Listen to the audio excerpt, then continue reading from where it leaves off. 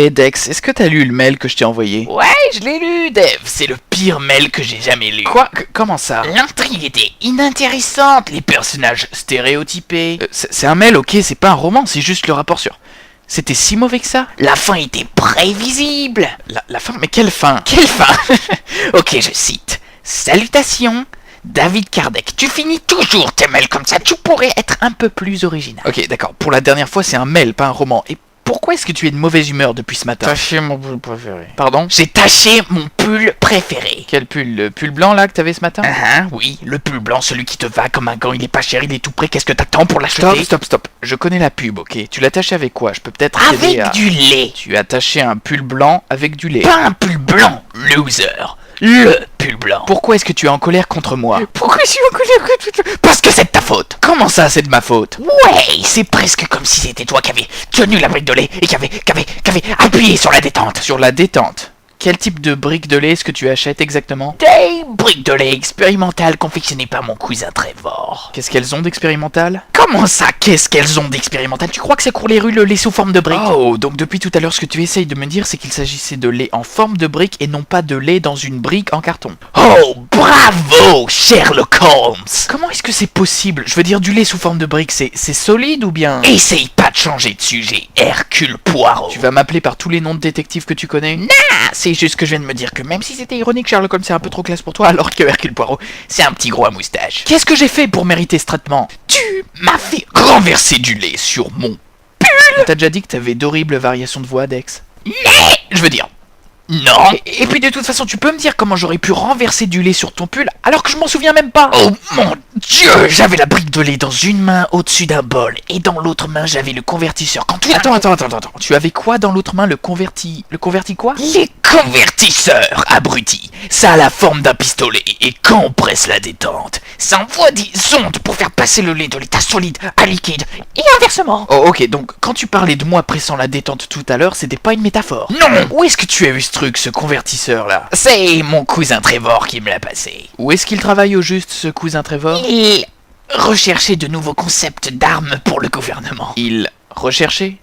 Pourquoi? Qu'est-ce qu'il fait maintenant? Maintenant il est enfermé quelque part en Chine. Je comprends pas, en quoi est-ce que le convertisseur peut servir d'arme?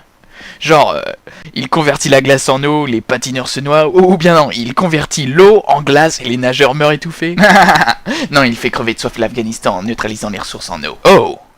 Waouh, ok, dans ce cas, qu'est-ce que tu fais avec ça sur toi? C'est dangereux! Relax! Et essaye pas de changer de conversation. Donc j'étais sur le point de rendre la brique liquide quand tout d'un coup tu es entré et tu as chantonné. J'ai levé les yeux pour te demander qu'est-ce que tu chantonnais. Ça m'a distrait. J'ai pressé la détente sans regarder et du coup, 1 litre de lait s'est déversé sur mon pull favori. Attends, t'es en train de me dire que ce matin, t'allais me demander ce que je chantonnais? Ouais, c'était une petite musique qui faisait...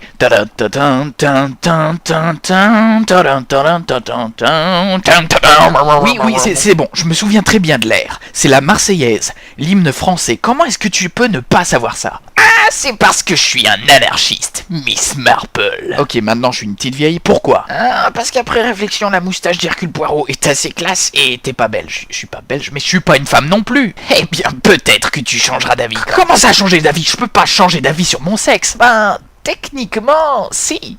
Oui, enfin, non, peut-être, je sais pas, qu'est-ce que tu essaies de me dire? J'étais juste sur le point de dire que tu changerais sûrement d'avis quand tu comprendrais le pouvoir que me procure le convertisseur. Quoi? Changer d'avis par rapport à quoi? Je comprends pas. Moi non plus, ok? Moi non plus, je comprends pas. Cette phrase n'a aucun sens. Je voulais juste paraître menaçant parce que tu sembles pas faire le lien entre 1. Le fait que je sois un anarchiste et 2. Le fait que tu sois au courant que je possède un prototype d'arme qui appartient au gouvernement. Oh mon dieu.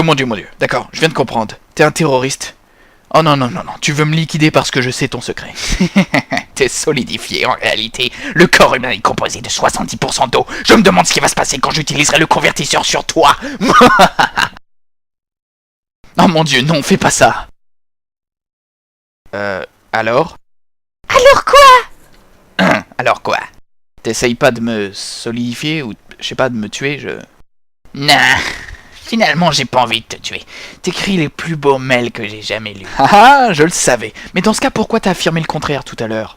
J'étais énervé à cause du lait que tu m'avais fait renverser, mais maintenant que je t'ai menacé de mort, je vais mieux. C'est une bonne morale, pas vrai? Lequel de vous est Dexter Milanovic? Je t'en supplie, Dev, les laisse pas m'emmener en Chine.